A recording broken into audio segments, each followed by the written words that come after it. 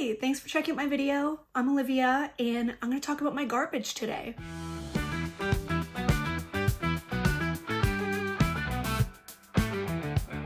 So I'm just going to go through my skincare and makeup empties for the year. I've never filmed an empties video before. I also don't really tend to watch them too often, but I thought I'd give it a try in case you're interested. So I've been hoarding all my empties for the last year or so. I feel like I tend to wear makeup probably on average about 5 days a week. I did think I would have a little bit more in the way of like makeup empties, but I also have a really large collection and I do try to rotate through my products often, so maybe that also makes sense. So that probably explains why I don't have as much as I would have expected to. But yeah, I'm just gonna go through it. I'll go through my skincare empties first and then I'll do the makeup stuff. So the first thing I'll go over is the Supergoop Everyday Lotion. It's SPF 50. It is the big one. I just cut it open because I'm desperate. I would say I use this every day. I find it pretty moisturizing and I have very dry skin and I really like that it's SPF 50. I think this is probably my second or third bottle and I'm already on the backups, so definitely a repurchase and it's one that I really like. I'll also just get the Mother Load out of the way, but I've gone through 5 of these. So I don't even know how to pronounce this brand. I don't know if it's Ever Eden or Evereden. I don't really know, but it's the Nourishing Baby Face Cream. Clearly, this is a favorite. It's one I've repurchased quite a bit. I use it every time I wash my face. As I mentioned, I have really dry skin, but my skin's also very sensitive. So I like that it's fragrance-free and it's a pretty thick moisturizer. I would say in the summer, I can use this on its own, like after the rest of my skincare. But in the winter, when it's a lot more cold and the weather's more harsh, I would say I do tend to mix it with 1 or 2 drops of a face oil too, just to make it a little bit more rich. But overall, I think it's a really nice formula, and I really like that it's not as expensive as some other moisturizers. I think my only gripe with this is that, I've gone through 5 in about 12 months, give or take. So I do wish they would offer this in a bigger size because it is kind of annoying to make sure I always have a backup since I do kind of run through these. I also finished 2 serums from The Ordinary. This one is the Buffet Peptide Serum, and then this one is the Hyaluronic Acid Serum. I'm not gonna lie, I'm not a skincare expert. I don't really notice a difference between either serum. I have repurchased the Hyaluronic Acid Serum because it is supposed to be good for dry skin, so I'm currently working on a jumbo size of these, and I have another backup as well. I also finished up this eye cream from Tarte. It's the Maracuja C Brighter Eye Treatment. I'm not super picky with eye creams. If I run out, I'm not usually feeling too desperate to go pick up a new one because I feel like this moisturizer gets into the area anyway when I put it on. But I have gone through 2 or 3 of these over the years. I do like how it makes my skin feel under the eyes. It does feel very moisturizing and nourishing, so I do already have a backup of this one as well. I also went through one of these facial sprays from Mario Badescu.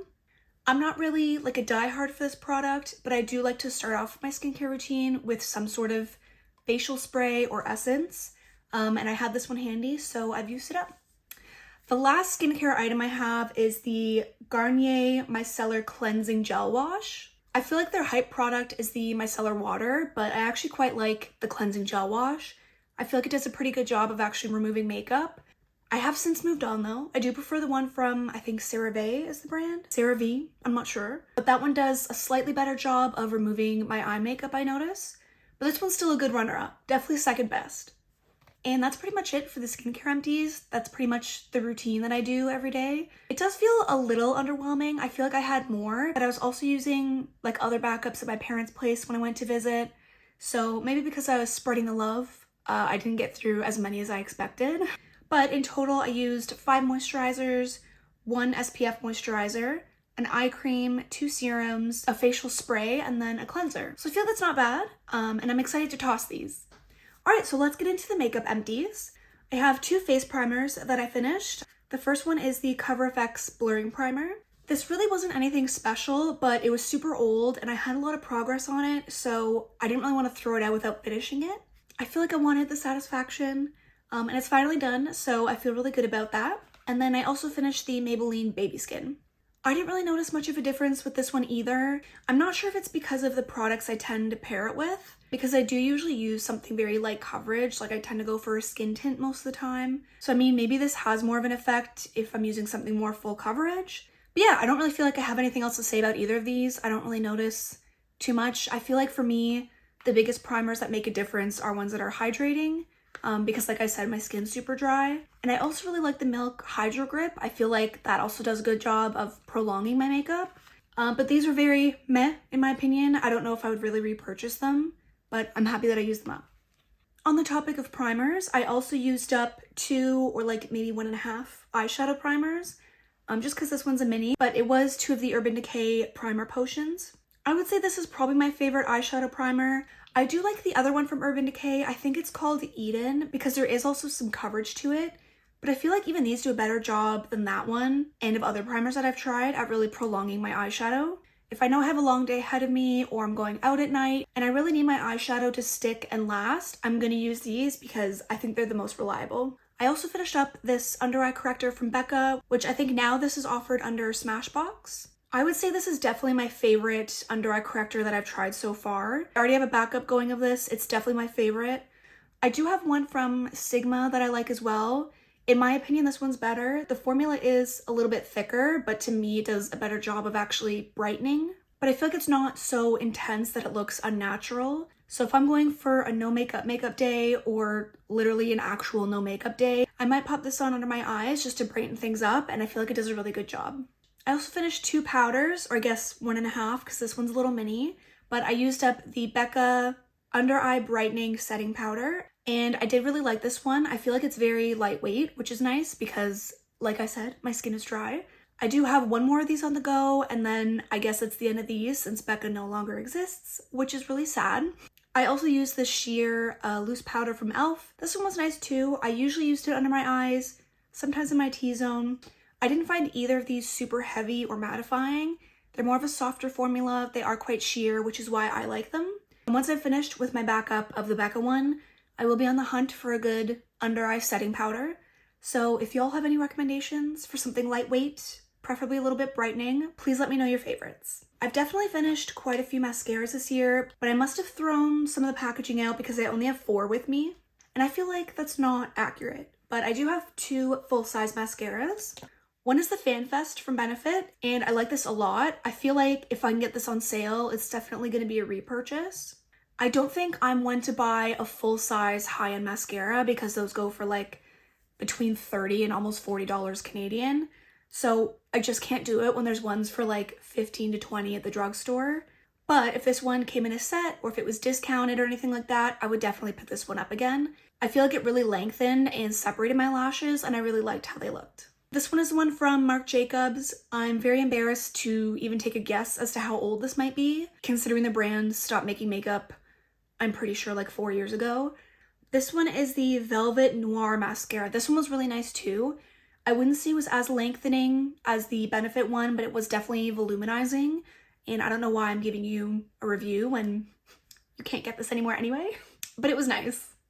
I also have 2 minis that I finished. One was a mini of the Marc Jacobs one, and then the other one was a mini of the Tom Ford one. To be honest, I don't really remember how I even feel about this one, so I feel like that's telling enough. I don't think I could ever spend the money on a Tom Ford mascara if I don't really remember what the mini size was like. So I forgot to mention another primer.